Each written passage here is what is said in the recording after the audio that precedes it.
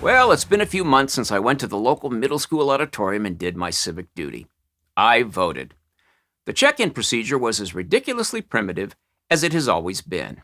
I said, "Hi, I'm Dave Morrison." And my poll worker flipped the pages of the big book and pointed at the page. "Are you this Dave Morrison?" "Why, yes. Yes, I am." And that, my friends, is all the proof of citizenship I needed.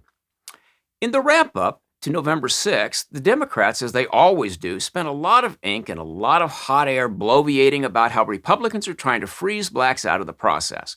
Well, in my neighborhood, there were 8 poll workers on hand. All of them were African American. Apparently, my neighbors in Altadena, California have not been apprised of their inability to secure a driver's license. Presumably, the people processing our ballots can prove who they are, even if the voters don't have to. I always wonder about the political philosophy that relies for its survival on the votes of people who do not possess an ID. People not able, therefore, to get a bank account, fly on an airplane, rent a car, or stay in a motel. Hell, you can't rent a post hole digger at Home Depot without a picture ID. It's telling that the Democrats fear that they would lose without such marginally capable people.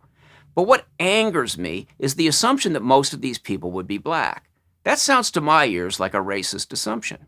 But if it's true that a picture ID is out of the reach for a significant number of African Americans, then that is your scandal. That is what we need to fix. If we actually do care about equal opportunity, then what say we work on getting the most basic documents into the hands of all Americans? I myself left a lot of holes unpunched on my ballot in November, because frankly, I hadn't taken the time to educate myself on some of the issues and options. For these categories, I was a low information voter. And I think it's more appropriate to abstain from making decisions in ignorance than it is to make wild guesses. But Democrats seem to prefer low information voters. They want as many of them as possible turning out at the polls. What does that say about what the Democrats are up to? They are also trying to lower the voting age. In February 2018, an article in The Nation called for dropping it by 2 more years. The article quotes Lawrence Tribe as saying, "Wouldn't it be great if the voting age were lowered to 16? Tribe teaches constitutional law at Harvard, a university so exclusive that very few 18-year-olds qualify to study there. Yet he says that 16-year-olds have a better BS detector than adults. Really? Of course Tribe is lying. What he's really saying is that 16-year-olds readily agree with his liberal ideas. If children just a few years past puberty had a natural tendency toward conservative ideas, Tribe and all Democrat mouthpieces would be agitating to raise the voting age. I myself would like to see it set at 21, where it was before the 26th Amendment lowered it. I would refer Professor Tribe to any of the many scientific studies that show that the human brain is not mature at 16, or at 18, or even 21. Until about age 25, the human brain is essentially an emotional engine. Only after that does the prefrontal cortex begin to properly control the impulses of the amygdala. The 26th Amendment was ratified in 1971. That's when 18-year-olds started voting. Is there any question that we've become a sillier nation since then? If it was not true that the emotion-driven agenda of the Democratic Party plays well with underdeveloped brains, the leaders of that party would ignore kids altogether.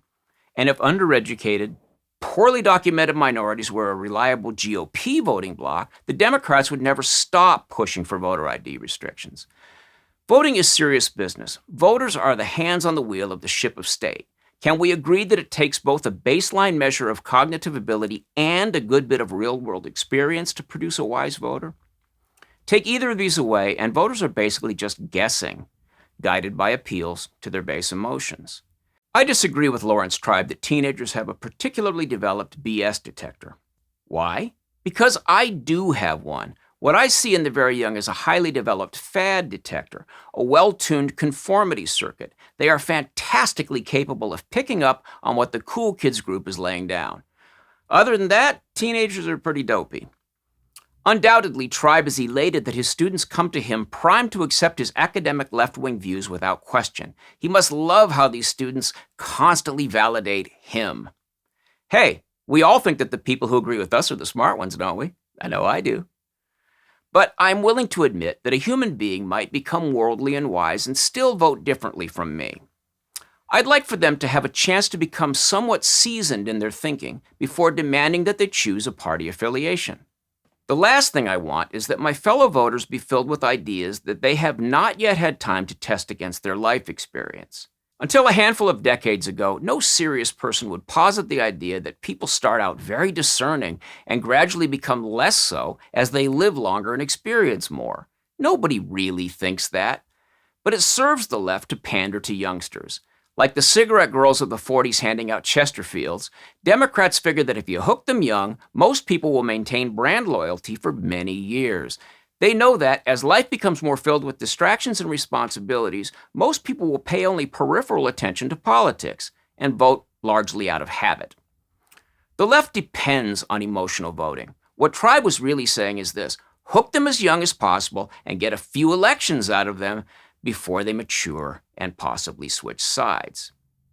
This is why, rather than helping marginalized people to enter the mainstream of proper identification, Democrats scream racism. They're trying to pull an emotional vote out of the people that would otherwise not bother to vote at all. When your ideology depends for its future existence on the support of the very young and the rather dim, you are not on the side of wisdom, are you? One more thing. Before you start typing a comment about me wanting to deny the vote to young people serving in the military, let me be clear about that. Anybody who puts his or her butt on the line for our country deserves to vote on its direction. But I disagree with the idea that because a person of 18 is allowed to serve in the military, that means all persons of 18 should have the vote. There's a big difference between being old enough to serve and actually serving. So let's stop making it easier to vote. Let's make it harder to vote. Let's raise the voting age to 21, exempting military personnel, and require a photo ID as proof of citizenship. Thanks for watching. If you like this video, subscribe to our channel and then click the little bell to get notifications.